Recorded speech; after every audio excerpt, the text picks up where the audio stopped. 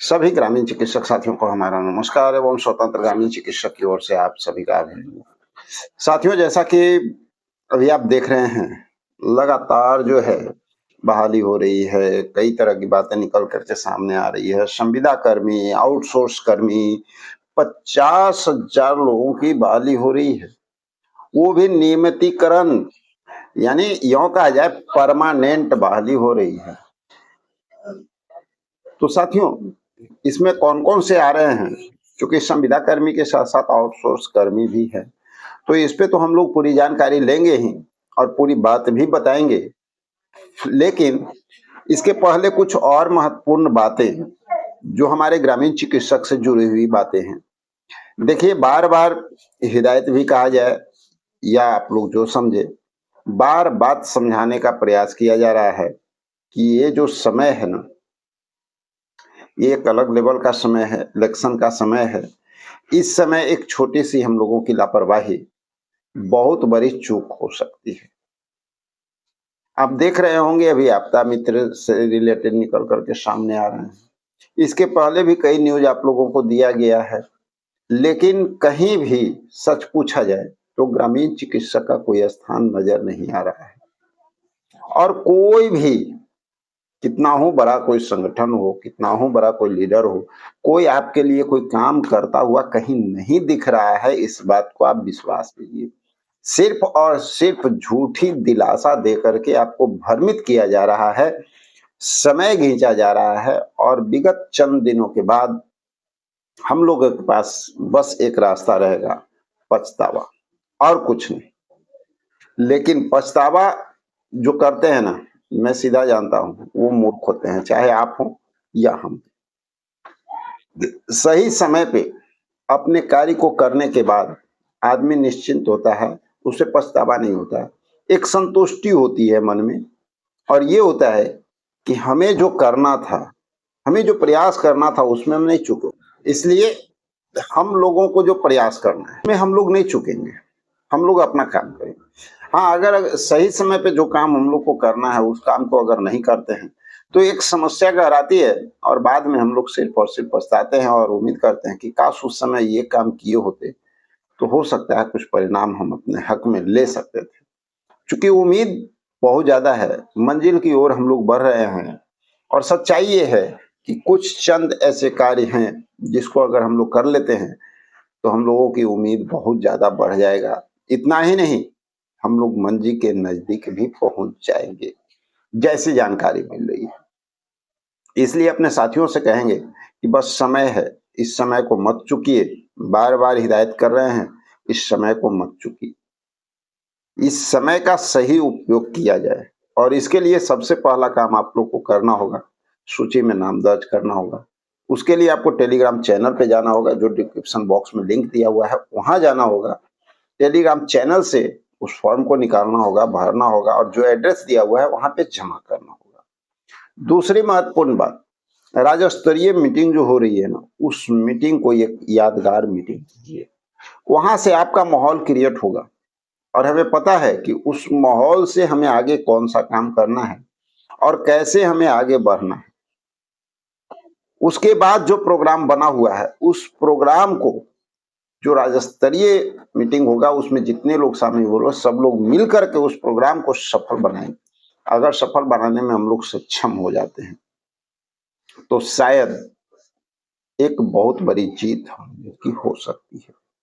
और इतना जान लीजिए, जिसके अंदर विश्वास है, जिसके अंदर मनोबल है, जो कुछ करना जानता है, वो परिणाम लेकर के आता है। हवा-हवाई नहीं होती है। वहाँ कुछ न कुछ आपको परिणाम मिलेगा और पॉजिटिव ही मिलेगा। आगे आप लोगों का मर्ज़ी, जैसा करना चाहें। चलिए आ जाते हैं संविदा कर्मियों के लिए 50,000 परमानेंट जॉब, जो संविदा में ऑलरेडी काम कर रहे थे, जो आउटसोर्स में काम कर रहे थे, उन लोगों के लिए निकल कर के सामने आ रही है। इसमें क्या है, 500 करोड़ प्रति साल सरकार का वित्तीय खर्च आएगा। फिर भी गवर्नमेंट ने इसको मंजूरी दे दी। चलिए जान लेते हैं कि कौन-कौन से लोग हैं जिनको खुशखबरी मिल रहा है और साथ ही हम लोगों के लिए इसमें कुछ कहीं नज़र आ रहा है या नहीं आ रहा है? नहीं आ रहा है तो क्या करना है? अगर आ रहा है तो क्या करते हैं? कंप्यूटर ऑपरेटर समेत 50,000 संविदा कर्मी किए जाएंगे नियमित। राज्य सरकार ने जिला के से लेकर के मुख्यालय स्तर तक दैनिक कंप्यूटर ऑपरेटर से लेकर के ऐसे अन्य सभी कर्मियों को नियमितीकरण करने के मन बना लिया है। संविदा कर्मियों को नियमित करने के लिए गठित संबंधित कमेटी की रिपोर्ट आने के बाद इसकी अनुशंसाओं में थोड़ा फेरबदल करते हुए इसे लागू करने की तैयारी पूरी कर ली गई है। कंप्यूटर ऑपरेटर समेत ऐसे 50,000 कर्मियों को नियमित करते हुए इन्हें एलडीसी के समान वेतनमान दिया जाएगा।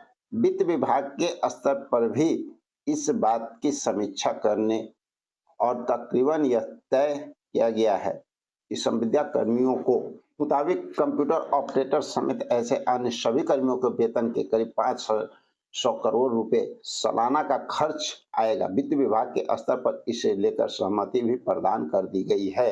आगामी कैबिनेट से बैठक में इन संविदा कर्मियों को नियमित करने से संबंधित प्रस्ताव पर मुहर लगाना लगभग तय माना जा रहा है। यानी आने वाला जो कैबिनेट है ना, उसमें ये मुहर लग सकता है। कैबिनेट पर लगने के बाद सामान्य प्रशासन विभाग के स्तर से इसकी संबंधित अधिसूचना जारी की जाएगी। इसके बाद यह प्रस्तावित पूरी तरह से और साथ में इसके अलावा संविदा पर तैनात अभियंता, मनरेगा से कार्यकर्ता, कई स्तर के कर्मी, पंचायत राज समेत अन्य सभी विभाग के संविदा का कार्यरत अलग अलग पद के कर्मियों को मिलाकर इनकी संख्या करीब 50,000 है।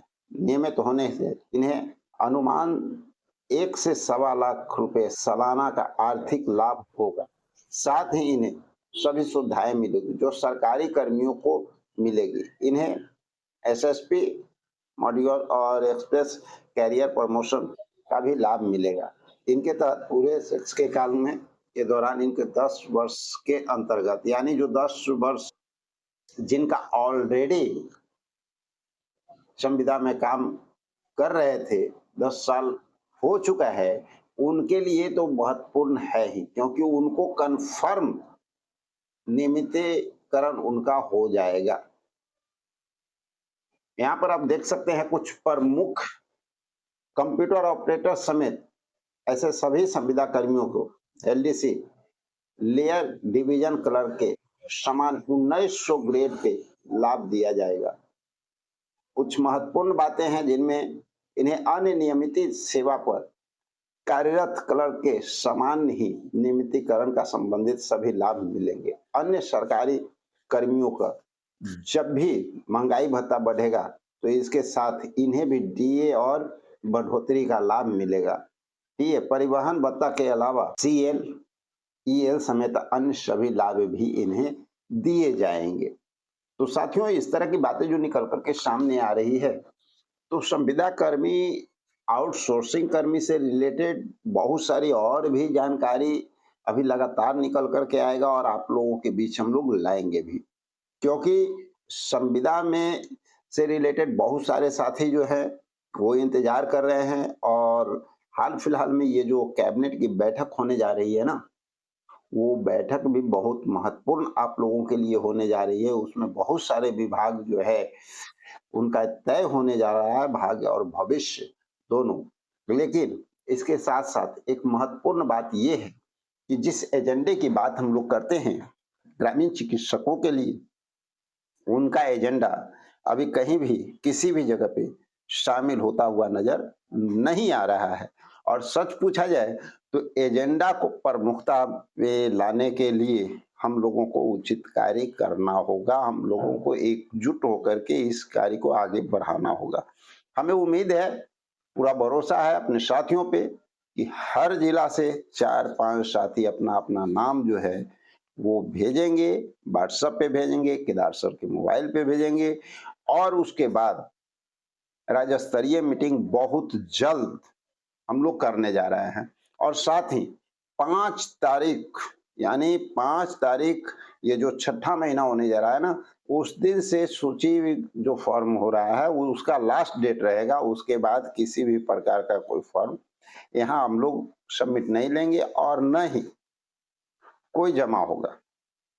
जो भी है लास्ट डेट के पहले जो कार्य होगा सो होगा। और बाद में ये सोचा जाना हमारे साथियों में स्वाभाविक है कि भाई बार बार तो डेट बढ़ता ही है हर जगह।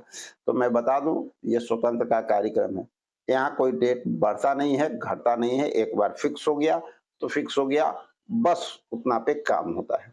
अगर आप लोगों में रुचि रहेगी तो कार्य को बहुत तेजी से बढ़ाया जाएगा। चलिए मिलते हैं एक और वीडियो में।